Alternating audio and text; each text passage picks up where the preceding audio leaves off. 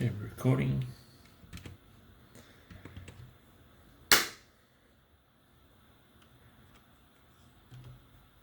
Hello and welcome. Let's do a FRQ, which is a publicly available FRQ. It's called Frog Simulation.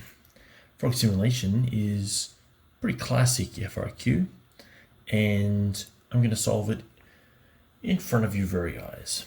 So let's jump to it. So I'll take a quick look at the question here before we get started coding it. Let's just take a look at what we have. Frog simulation is all about a frog hopping in a straight line.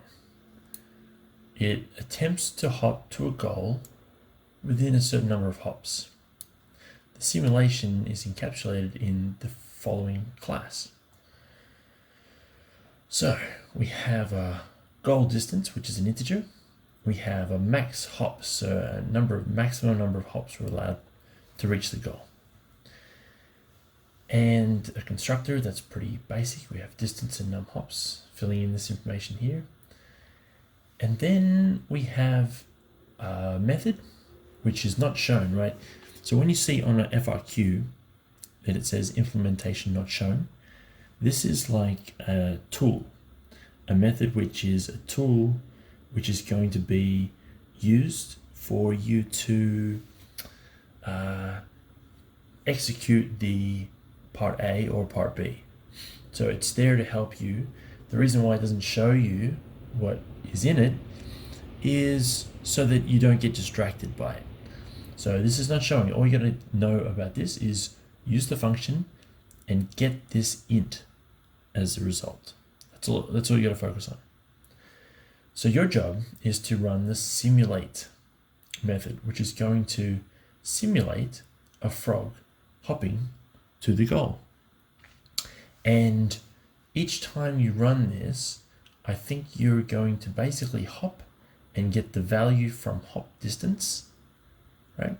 And so let's read the description of what you got to do here.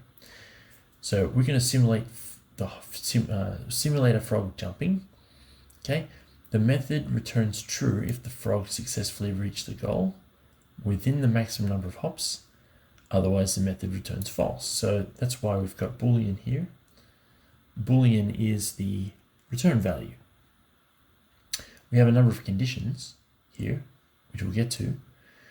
The frog simulation provides a method called hop distance that returns an integer representing the distance, positive or negative, to be moved when the frog hops. So we're going to use this method to get the hop. And we're going to run that probably in a loop until we either pass the condition or fail, right? So either the frog will reach the goal, the frog will get a negative position, or the frog takes the maximum number of hops. Okay, let's see. Okay, so let's look at some examples. It's usually easy to get an idea for what's happening. So let's say we have 24 and 5. Let's remember what 24 and 5 mean. We go to the constructor. It means distance and number of hops. So the frog must reach the distance of 24 in 5 turns. Okay, so here is an example. So the first hop is 5, then 7, then -2, then 8, then 6, and it does reach 24, so therefore it does get to the final position, right? So we return true. The next one, 6, 7, 6, 6, is returned by the hop, and we get true. In this one, 6 minus 6, 31, we also do get to the true. But here we get to a negative position, and therefore we end. It ends, right? So we get false. And here we don't reach the target in the number of hops we have, so therefore we return false. Okay, so you can probably get the idea now that what we've got to do for part A. So I'm going to go and split the window here. So we have two sides. Now I've taken the liberty of writing the method here, just copy down what we have up here. Okay, so I've just used this, but really what we need for this is to look at our conditions, and to really all we're going to be doing is using this method here, and we're going to be referencing goal distance and max hops. Okay, so let's go and do this. And if I can just, I don't want to make it too big. Okay, so let's see, I'm going to get a bit of space here for you. Okay, so really what we want to do in this thing is we're going to be doing some kind of loop, right? I haven't said what loop it is. And then we'll have a condition, some kind of condition here, which may cause us to terminate the loop or terminate the program, right? Once we have a chance here where we might exit the loop early, right? So if we find that we're at the end already, we've reached the target, we can stop. We don't need to loop anymore. Okay, so my thinking is that because we don't necessarily know how long the loop is going to be, we might want to use a while loop. So maybe we want to while the final position. So let's get the frog's position. So we need to keep track of the frog's position. So let's say we have an int position, okay, and we'll set it to 0 to start with. And then the frog is going to, while position is less than and the goal, right? What's the goal? The goal distance here. So we use goal distance. So while position is less than goal distance, then we want to keep hopping. But we also have a condition where we don't want to do maximum number of hops. So we also probably should put in here and hops is less than max hops there. So here's our two conditions here, which is limiting the loop. Let's go ahead and take that away. I think we'll sit with the while loop for now. Right, so while we've got this, so basically the position is not the goal distance and hops is less than max hops, but we kind of have another condition here as well, which is the negative. So what if the negative, does that mean I have to add another and here? I'm getting kind of a few ands in a row. So this is not quite an elegant solution to this problem. I don't necessarily like this solution. So I think what I'm going to do is I'm going to redo this as a different kind of loop. I could do it this way, and maybe that would work. I could do and, I could do and hops is greater than 0 or greater than equal to 0. That could work. And then finally, I'll have my, I just basically do a hop, right? Position plus equals, and then I'm going to use my hop distance, right? Hop distance. So basically add that, okay? And then add, I now have to keep track of how many hops I've done. And so hops equals 0. So hops plus plus, so another hop has taken place, and then we do the loop again. Okay, so this is kind of like a little solution for what we're trying to do here. Kind of works, but also kind of a little bit messy. And then finally, at the end, we basically say if hops is greater than or equal to max hops, if position is greater than or equal to max, goal distance, then we can return true, else return false. Okay, so that's one way to do that answer. You know, 3 conditions all in a row. Any one of these will break if they're false, right? So if this is false, then it breaks here. Position is less than goal distance, hops less than max hops. Okay.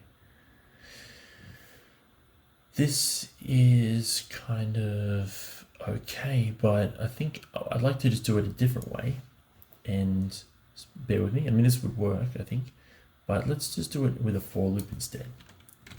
And in this case, I'm going to do for int I equals 0, I less than, and how many hops do we want to do? Well, it's max hops. So this is how many hops we're allowed to do. And this is going to define our loop a little differently. Okay. Now, inside here, we're going to start to define a condition.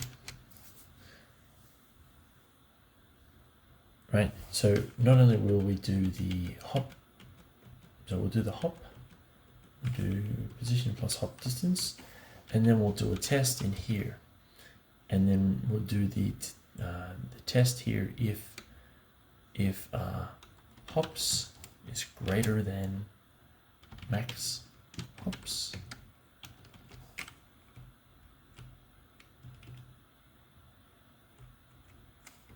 All right, so if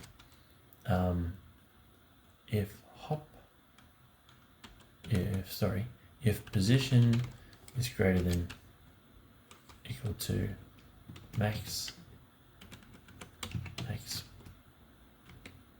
goal distance, we can return true straight away.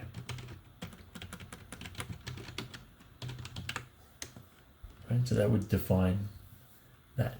If it didn't return true, so we might say if hops is greater than max hops, then we're going to return false. And if position is less than 0, we will return false. Okay.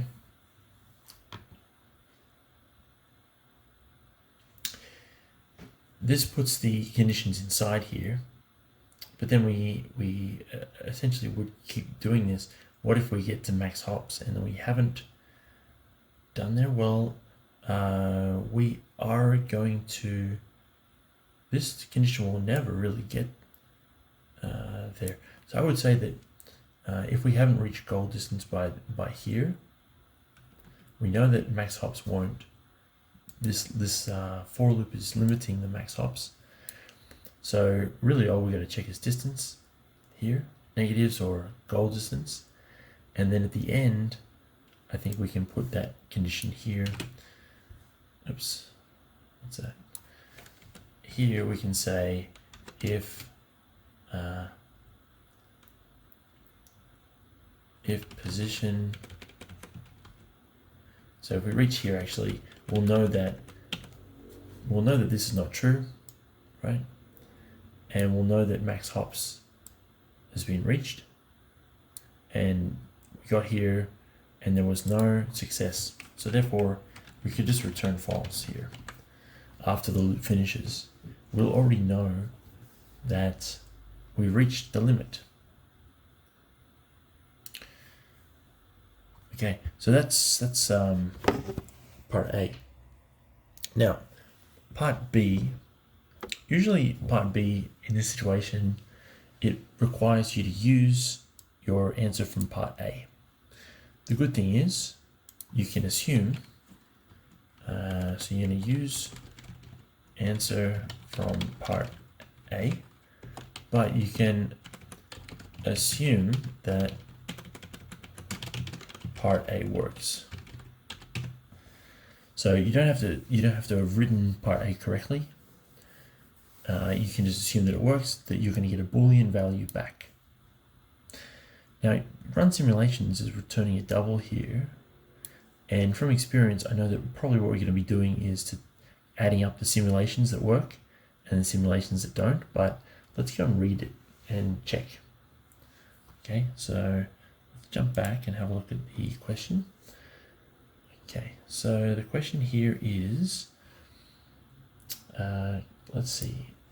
So run simulations performs a given number of simulations. It takes a number in here and returns a proportion of simulations which the frog successfully reached or passed the goal.